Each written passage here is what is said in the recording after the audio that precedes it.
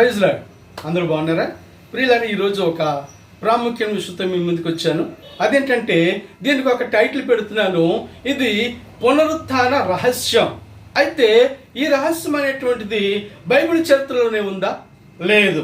విశ్వాసుల జీవితంలో, యేసుక్రీస్తు రక్తంలో కడగబడినటువంటి వారి జీవితంలో కూడా ఈ యొక్క ఇది కనిపిస్తూ ఉంటుందని చెప్పడానికి విషయం తీసుకొచ్చాను. ఒక విషయం చెప్తాను. మా తల్లిగా ప్రియులరా, ఆమె మరణ దినము సమీపించింది. డాక్టర్లు చెప్పారు ఈమె బతకదన్నారు, ఇంటికి తీసుకెళ్ళిపోమన్నారు.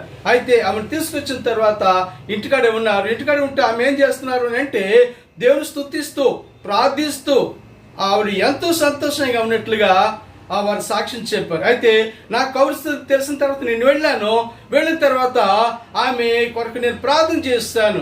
నేను ప్రార్థన చేస్తున్న తర్వాత ఆమె ఏం చేస్తారు, మా తల్లి గారు నా నెత్తి మీద చేపెట్టి ఆమె నా కొరకు ప్రార్థించారు. ప్రియురా, ఇది ఎందుకు జరుగుతూ ఉంది? మరణము వారి ఎదుట ఉన్నప్పుడు కూడా వారు ఎందుకు అంత సంతోషంగా ఉల్లాసంగా ఉండగలుగుతున్నారు? కారణం ఏంటి అని అంటే అదే పునరుత్థానం యొక్క రహస్యము. ఏనాటికైనా నేను యేసుక్రీస్తు ప్రభు వలె నా యేసు ప్రభు నేను ఎదుర్కొంటాను. నాకు ఒక పునరుత్థానం ఉంది.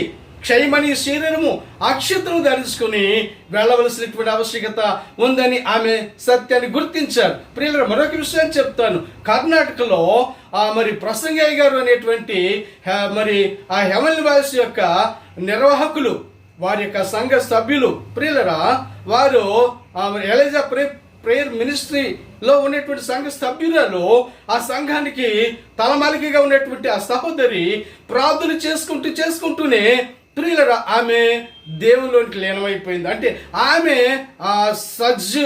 ఆమె యొక్క జీవము ఎత్తబడింది. ఆమె ప్రభు సన్నిధికి మహిమ ప్రవేశం చేస్తారు. ప్రియులరా, ఇదంతా ఎందుకు జరుగుతుందని అంటే దేవుని యొక్క పునరుత్థానపు శక్తి వారిని ఆవరించి వారిని మరి పునరుజ్జీవింపజేస్తా ఉందనే విషయాన్ని చెప్తున్నాను. అంతేకాదు, ఎందుకంటే ప్రతి ఒక్కరు మనుషులు మేము చూస్తుంటాము. ఏం జరుగుతుందంటే మరణానికి భయపడేటటువంటి చూస్తాం. కానీ వీరు ఏం చేస్తున్నారంటే మరణాన్ని జయించటానికి, మరణాన్ని వారు లెక్క చేయకుండా ఆ ప్రభు యొద్దకు వెళుతున్నటువంటి ఒక నిరీక్షణతో ఉండేటటువంటి వారుగా దేవుని పిల్లలు ఉంటున్నారని విషయాన్ని తెలియచేస్తా ఉంటున్నాను. అంతేకాదు ప్రియులరా, ఈ రోజున నీవు ఏ ఆస్తులు అంతస్తులున్నా, ఫ్యాక్టరీలున్నా, ధనబలగము ఉన్నా, ఇవన్నీ ఎన్ని ఉన్నా కూడా రక్షణ లేకపోతే అది వ్యర్థమే. అందుకే దేవుడు అంటున్నాడు, ఒకడు సర్వలోకమును సంపాదించుకొని తన ఆత్మ నష్టపరుచుకుని ఎడల వారికి ఏమి ప్రయోజనం? వాడు ఆత్మకు ప్రతిగా